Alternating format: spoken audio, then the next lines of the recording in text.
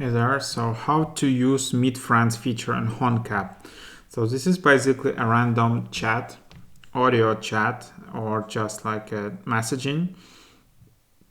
So just tap Meet Friends in the bottom. You need to edit your gender or like edit your profile, make sure that all this data is here. Then you need to choose whether others can send you images and audio in a chat. And then I guess you can friend finder, adjust your settings, change filters, and then just start exploring. So this is kind of like a Omegle video chat.